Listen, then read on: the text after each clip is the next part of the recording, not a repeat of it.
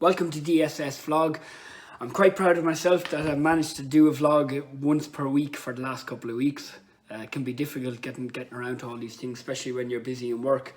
It's been a fairly busy week I was over with QPR first team and under 23s working, and then over to under 16s to do player reviews, mid-season reviews, and then with the under 18s. So we've just been mad trying to get everything done and dusted. Also some really exciting news with DSS Workshops. So have a really big strategic partner have just signed on the dotted line today to come on board with us to run the workshops. We're going to be running at least 4 workshops in 2020 all around Ireland in the 4 provinces. We might even get back to Dublin again because Dublin GAA certainly needs our help at the moment. But that should be really good, and I think people will really be impressed with the partner that we've got involved. And we're looking for more people as well, so more businesses in the sports science and coaching world. So that should be really, really good. All the details will be up on dailysportscience.com in the coming couple of weeks. So that's DELYsportscience.com, dailysportscience.com. Also this week we've just launched a new service as well, where we've put up, even if you're not a member of the website, you can go on to the website and have a look at the workshops that we did for Dublin GAA just a short time ago, and each workshop is only €5.50. Everything is videoed, loads of great content on it. They're up to an hour and a half long, so there's some really good content. I think some drills and practice and stuff like that. You don't even have to be a member to access that. If you have a 6 or 12 month membership with us, then brilliant, you'll get that for free. So you'll be able to log into the pro content section and be able to see that. So I hope everybody enjoys that there. I'm heading up to the Highlands on a sleeper train in about 4 hours time with my wife. So I need to get this vlog out, upload it up onto the website, up onto YouTube, get it out to everybody as quick as possible, and respond to about 10 different emails and stuff. So, but looking forward to getting away to the Highlands for a few days before back down to London and then over to Ireland just after Christmas. So it should be really, really good. Anyway, okay, so the Talent Academy, I have the document here, or part of the document anyway. The Talent Academy and Player Development Review Committee Report 2019. Okay, so there are about 82 pages of this to get through. It's a whopper of a document. I would recommend anybody that wants to have a quick flick through it. There's about 16 pages at the beginning that you'll get the gist of the report. In summary, the other aspect of it is the appendices. You'll be able to go through that as well. But there's so much information in it. Luckily, what I did was the author of the report, or let's call him the main author of the report, former Cork manager Brian Cuthbert, has written a blog for me, so that's going up on the website in the coming few days. So it's brilliant to get actually the person who wrote the document, or who was the main driving force behind it, to write a blog and actually get it out there. Not only for the members, excuse my cough, not only for the members, but also I've open access to everybody who wants to read through that. And that's a brilliant summary just of the report and the reasons why, and what they were looking at and why they came to those conclusions. And I've had a look through the blog, changed all the spelling mistakes, only joking Brian, and we'll get that out, and it's really good way of reading through it and getting the summary points. But I would say to anybody who's involved in coaching, involved in governance, involved with the GAA, you should read this document, because there's so much good information out there. For journalists and people who are just following the GAA, you should definitely read it as well, because I think the document sets out, whether that's on purpose or not, a lot of I suppose it's like a kind of process of what the GAA will go through in the next few years, and it's setting out their stall about what will the GAA look like. And in some ways it's quite aspirational, which is a good thing. I'm good friends with Director General Tom Ryan, and I remember speaking to him about 6 months ago, and we both kind of said that what the GAA needs at the moment is an aspirational document about where they actually want to go, how they want the GAA to look like in, for instance, 10 years' time. So this review committee was set up by Croke Park a couple of years ago, and they've been working away on it for the last few months and year. And I would reiterate again, like I always do, that there's a lot of really good work comes out of Croke Park, and there's a lot of really good people at the top of the game, I think, there in games development and stuff like that. And people would want to take that on board, because it's very easy to blame Croke Park for everything, but actually a lot of the problems in the GAA stem from the work that happens in Croke Park, and then that gets worked down to the counties, and the counties a lot of times and the clubs don't want to actually enact a lot of the things, the good work and the best practices that the Croke Park have recommended. And I'd go all the way back to the Go Games initiative a few years ago. Clubs didn't want to put that in place, counties didn't want to put it in place, and Croke Park really tried to push it as much as possible. And now, for instance, everybody's talking about the Go Games, what a fantastic initiative it is. So I would say to people that there's a lot of good people working in Croke Park. Interestingly, this week, with the release of that report, one of its members, Shane Flanagan, who's previously operations manager with Leinster GAA, he has taken over the role that's been vacated by Pat Daly, who's gone on to a role within Croke Park, a new role. I don't know the title, but it's something like research and culture of the GAA.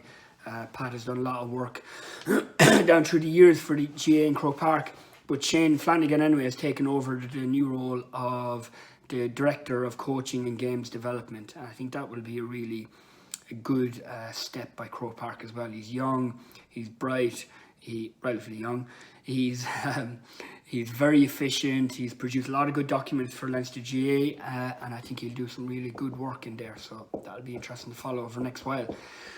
So the authors of this study, as I said previously, the main one was Brian Cuthbert, and alongside the chairman Mick Dempsey, there was Eugene Young from Ulster GAA, there was Jason Sherlock from Dublin GAA. We always need a dub in there, of course, to get things passed by. Amongst other, James O'Connor and some other really good people. I can't mention everybody. So this is some high-powered people within the game, coaches, development, experts. Brian has a PhD in talent development, so you're talking about a really talented guy here, along with other people. So it's great to see them producing reports like this. I have to say, I read the report, 82 pages, from first letter to the very last. It's a brilliant document, a really brilliant document.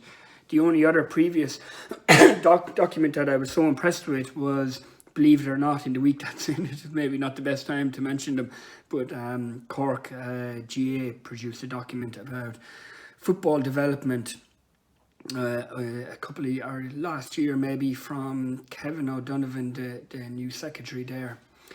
And in that it made some great recommendations also. Okay, so let's get into the document, and I won't spend too long looking at it, because I think you really need to read through the report yourself, but also read the vlog on the blog by Brian up on dailysportscience.com. You'll get a real sense of it there, a good summary of it. So this really is a report and committee who looked at player development throughout the GAA, and the development squads figure highly in that, how important it is. The first question they asked was, does the GAA need development squads? And a lot of people have criticised the development squads, in some cases quite rightly, but I think it's like a case of throwing the baby out with the bathwater, that if you get rid of the development squads, you lose a lot of really good work that's going on there at the moment throughout the counties. And the report actually made reference to that it interviewed over 1,000 people, so in terms of coaches, administrators, players, third level institutes, secondary schools, primary schools, county board officials, GAA development officers, to find out, parents, to find out what is working well, what needs to be improved, what specifically do you want to keep, what do you want to get rid of, what are some of your concerns, what did you enjoy. And it was brilliant, because it was a really wide-ranging kind of interviewing process and report to look at all those things and actually delve a little bit deeper to find out, well, what do people actually think, rather than I read these articles in newspapers or interviews by players or managers or coaches or journalists or analysts and flippant comments just saying, oh, get rid of development squads, they're not working. Well, find out what works and how we can improve it. And I'm glad actually they've done reports like this, and I encourage people to think a little bit more and analyse the situation rather than just sending out a tweet to get rid of all development squads. Okay, so what they looked at, they looked at all individual units as far as they're concerned in player development within the GAA. So secondary schools, third level institutes, counties and clubs, and that's how they broke it down into those different units. They always wanted to support the values and ethos of the GAA in what they were doing, and they want to see are the development squads aligned with that. Also the schools and county teams. Then they came with 4 key recommendation pillars, and they were across governance, stakeholder education, games program, a new games program, and player pathway framework. Okay. Then the main part of the report, really, I would think, is the games development framework. So it's split across 3. This is international best practice, so a lot of other sports follow this kind of program as well. So there's the foundation phase, the talent phase, and the elite phase. The 4th one, the mastery phase, is not needed for GAA because there's not an international component. Aside from that, compromise rules malarkey. Okay, so the foundation really is looking across your basic nursery and an academy program within the clubs. So right down from the entry into GAA clubs at the age of 5, let's say. Things such as the nursery, have a ball, primary school, coaching activities, fondue, everything like that, okay? And they're looking at learning and acquiring basic movement. Then they move it on to foundation 2, okay, level 2. And that's looking at extension and refinement of movement. So they're the goal games, simple things like that within the clubs. Again, primary school competitions. And they make lots of recommendations across those about what should be involved. Again, read the report for more information about that. And finally then, foundation 3 is commitment to Gaelic games and/or an active lifestyle throughout your whole life. And that's important as well, and I really like how they've done that they're looking at the club competitions up until the under-17s minor, but also they're including in the adult club competitions as well. And I think that's important because a criticism that I would have of Croke Park and the GAA over the years is that there's a lot of good information out there for the kids and for the clubs and the primary schools and everything, but they kind of don't really look after the adults and the youth player and the minor and everything as well with information. So I'm glad actually to see somebody like Shane Flanagan stepping into the role in Croke Park, because I think he will look at adults rather than just also as well as looking at the kids section of the games development and coaching. So that's all about, I suppose, lifelong engagement with Gaelic games and with the GAA, and I'm happy to see that included. Right, so then we move on into the talent phase. So again, it's split up into 4 different sections on this one. T1, 2, 3 and 4. So T1 is demonstration of potential. So that's looking at under 13s, 14 schools of excellence. Under 15 is development squads. Then moving into the verification of potential is under 16 development squads, and into second level junior competition in schools. Then practicing and achieving, which is the minor inter-county squads, all the way up into third level and on under 19 or under 20 inter-county, and then a breakthrough as well is T4. Finally, the elite then is the senior inter-county player. So the education is very important, and I like what they've come up with as regards that basically they need to up their game as regards the education. They need to implement new practices, new coach education program, especially for the more elite end coaches, which is something that I would certainly support, and I hope at some stage I'd love to get involved in providing some of those programs as well for coaches. I think would be great. You can always, of course, go over and sign up for the dailysportscience.com as well. We're trying to create a community of practices, and in the report that comes across really well as well, that they want coaches working together like that, going to conferences, going to international conferences as well, other sports, and to learn from that. What came across in the report as well is that the GAA is a unique organisation, and they don't need to blindly copy other professional setups, because it is unique. It's amateur. There's a limited amount of players in the country, a limited amount of finances, obviously, and I like that the GAA is unique, and let's keep it that way in some ways. The other part then is governance, or actually, the games program, actually what they're talking about changing as well, which I really like, is that there will be no competitive football and hurling up until under 17s, and under 17s then will be the first time actually when they have all Ireland competitions, and then they will be based around kind of Celtic Challenge setups as well, and formats, which is brilliant. That to me is obvious because I work in professional soccer, and in professional soccer there's no competitive games up until under 18s. Actually, that's the first age group where league standing actually matters. Of course we have games, of course sometimes it matters we win, sometimes it matters we don't. Some clubs take it more seriously than others. Some teams want to win every week. We at QPR, we don't really care, because ultimately we're trying to get players up to the next level and improve them and get them into QPR first team or another first team, or a livelihood in football, or to get to university on a sports scholarship. That's our aim, that's our objective.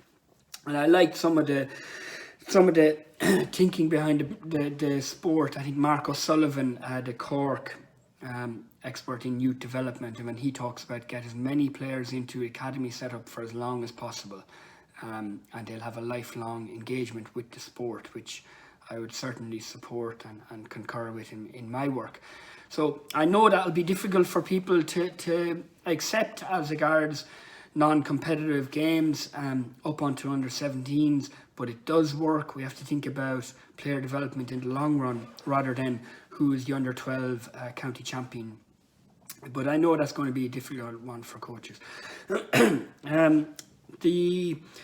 The last one then is the governance, and I found that very interesting as well. So what they've come up with, Gary Keegan carried out a report in 2018 actually, and he made a lot of recommendations, and in this report as well throughout the GAA they have concurred with his findings, and they reiterate their proposals. So they're looking at supporting the structure of the National Games Development Committee by recommending the 3 following appointments in Croke Park. So one will be a player pathway manager, okay, so looking after basically the whole